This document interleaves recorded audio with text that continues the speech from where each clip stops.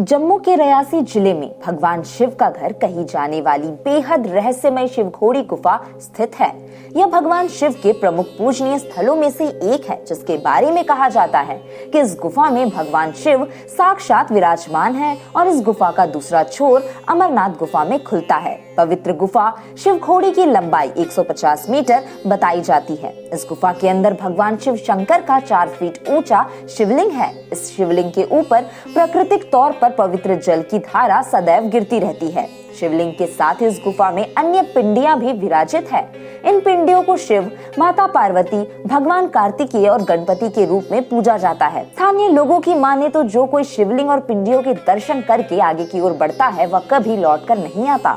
आस्था है कि पिंडियों के रूप में गुफा में विराजित परिवार सहित भगवान शिव दर्शन करने पर अपने भक्तों के सभी मनोरथ पूर्ण करते हैं।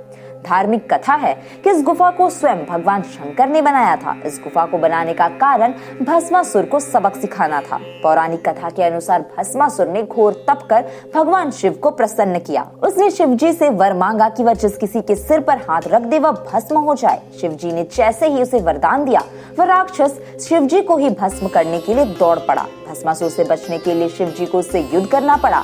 रणसु या रनसु वही जगह है जहां भगवान शिव और भस्मासुर के बीच भीषण युद्ध छिड़ा था। इस रण के कारण ही इस क्षेत्र का नाम रणसु पड़ा।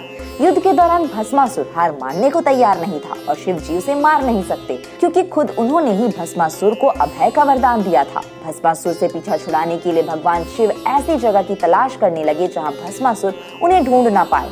तब महादेव ने पहाड़ियों के बीच एक गुफा बनाई और उसमें छिप गए। क्योंकि खुद भगवान शिव ने ही छिपने के लिए इस गुफा का निर्माण किया था, इसलिए यह शिवखोड़ी गुफा कहलाती है। भगवान शिव को इस गुफा में छिपता देख भगवान विष्णु ने मोहिनी का रूप धरा और भस्मासुर को रिझाने के लिए उसके समीप पहुंच गए। मोहिनी का रूप देखकर भस्मासुर सब कुछ भूल गया और प्रेम में अंधा होकर मोहिनी के साथ नृत्य करने लगा। नृत्य के दौरान उसने खुद के ही सिर पर हाथ रख लिया और हाथ रखते ही भस्म हो गया।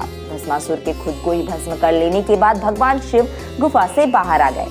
कहा जाता है कि भगवान शिव द्वारा निर्मित की गई इस गुफा का अंतिम छोर कहाँ है, इसका पता आज तक कोई नहीं लगा पाया है।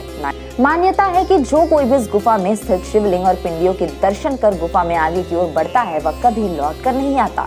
कहते हैं कि अंदर जाकर यह गुफा 2 भागों में विभाजित होती है, जिसका एक छोर अमरनाथ गुफा में खुलता है और दूसरे अंतिम छोर के बारे में आज तक किसी को जानकारी ही नहीं।